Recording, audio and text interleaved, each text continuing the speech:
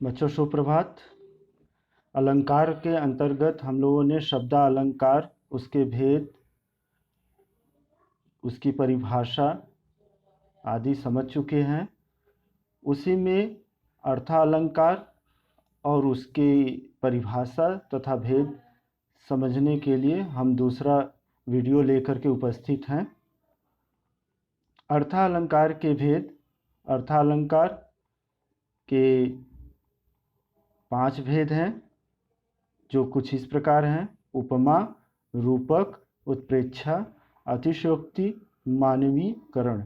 ठीक है, इसको हम 1 बाय 1 करके इसका अवलोकन कर लेते हैं, अध्ययन कर लेते हैं, इसको समझने का प्रयास करते हैं। ठीक है। अर्थालंकार। अर्थालंकार किसे कहते हैं? अर्थालंकार की परिभाषा: जब किसी वाक्य का संदर्भ उसके अर्थ पर आधारित होता है तब वह अर्थालंकार के अंतर्गत आता है। ठीक है। अर्थालंकार के भेद।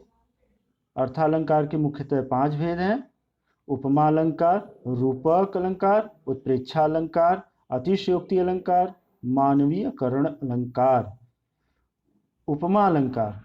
उप का अर्थ है समीप से और पा का अर्थ है तोलना या देखना। अतः जब दो भिन्न वस्तुओं में समानता दिखाई जाती है तब वहाँ उपमा अलंकार होता है। जैसे कर कमल सा कोमल है, यहाँ पैरों को कमल के समान कोमल बताया गया है, अतः यहाँ उपमा अलंकार होगा। उपमा अलंकार के और भी हम भेद देख लेते हैं। ठीक है। सीता का मुख चंद्रमा के समान सुंदर है। ठीक है। सीता का मुख चंद्रमा के समान सुंदर है। सीता का मुख कैसा है? चंद्रमा के समान सुंदर है। ठीक है।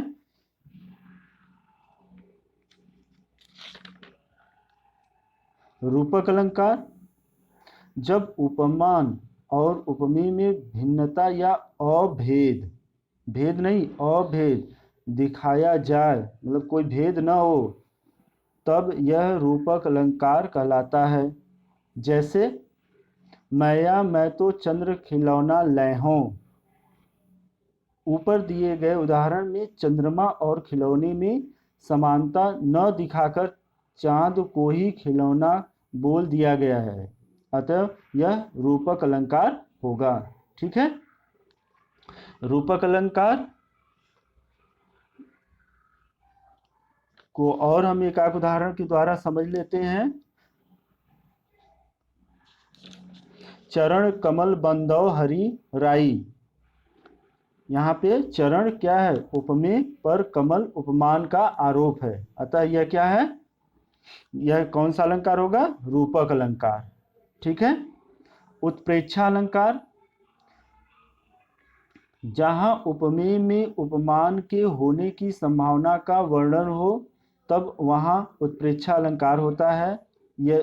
यदि पंक्ति में मनु जनु मेरो जानते मनहु मानो निश्चय इव आदि आता है, वहाँ क्या है? उत्प्रेक्षा अलंकार।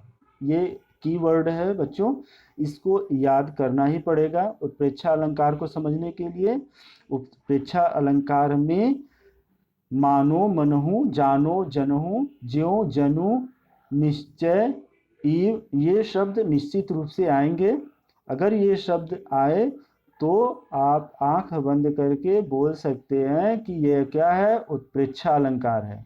जैसे मुख मानो चंद्रमा है। ऊपर दिए गए उदाहरण में मुख के चंद्रमा होने की संभावना का वर्णन हो रहा है। उक्त वाक्य में मानो भी प्रयोग हुआ है, अतः यहाँ पे क्या है? उत्प्रेक्षा अलंकार है। एक उदाहरण और हम देख लेते हैं। सोहत ओढ़े पीत पट श्याम सलोने गात मानहु। देखिए इसमें भी आ गया मानहु। नील मणिसल पर आतप पर्यों प्रभात। ठीक है। यहाँ श्री कृष्ण के सुंदर श्याम वर्णन में नीलमणि पर्वत की और उनके शरीर पर लिपटे हुए पीताम्बर में प्रभात की धूप की मनोरम संभावना की कल्पना की गई है। इसमें वाचक शब्द मनहु है, अतः यहाँ उत्प्रेक्षा अलंकार है। ठीक है।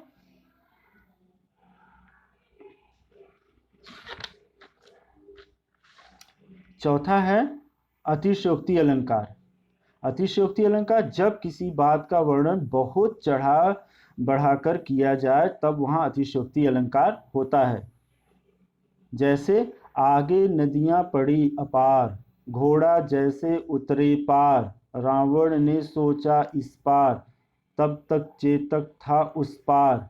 ऊपर दिए गए उदाहरण में चेतक की शक्तियों व स्फूर्ति का बहुत बढ़ा चढ़ा कर वर्णन किया गया है, अतः यहाँ पर अतिशयोक्ति अलंकार है। आप एकाध और उदाहरण से आप समझने का प्रयास करिए।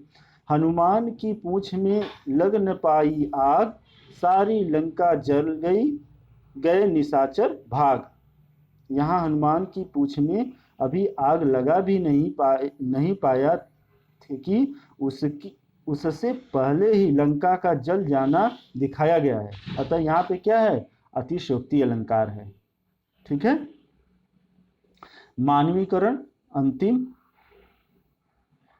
यह प्राकृतिक चीजों में मानवीय भावनाओं के होने का वर्णन हो तब वहाँ मानवीयकरण अलंकार होता है। ठीक है।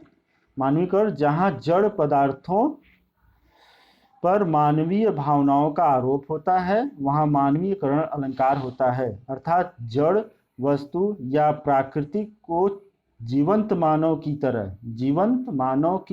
तरह कार्य करते हुए दिखाया जाता है तो मानवीयकरण अलंकार होता है। जैसे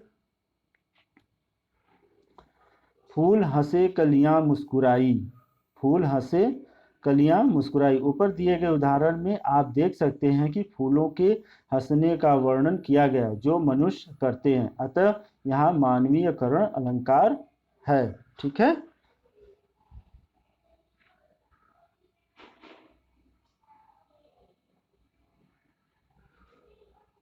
दूसरा एक उदाहरण भी आप देख लीजिए।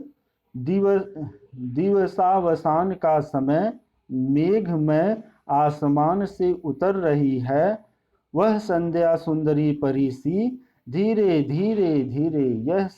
यहाँ पे संध्या को परी के रूप में प्रस्तुत करने से मानवीयकरण अलंकार है। ठीक है बच्चों, मेरे ख्याल से आप लोग ये अर्थालंकार के परिभाषा, उसका अर्थ, अर्थालंकार के भेद आप ठीक प्रकार से समझ लिए होंगे। इस प्रकार से अलंकार की परिभाषा, अलंकार के भेद, शब्दालंकार, अर्थालंकार, शब्दालंकार के कितने भेद होते हैं उनको हमने देखा। अर्थालंकार के कितने भेद होते हैं इनको हमने पढ़ा। मेरे ख्याल से आप सभी लोग अलंकार के इस वीडियो से ज़रूर से ज़रूर लाभान्वित हुए होंगे। इसे बार बार देखिए और समझने का प्रयास करिए। आप लोगों को बहुत बहुत धन्यवाद।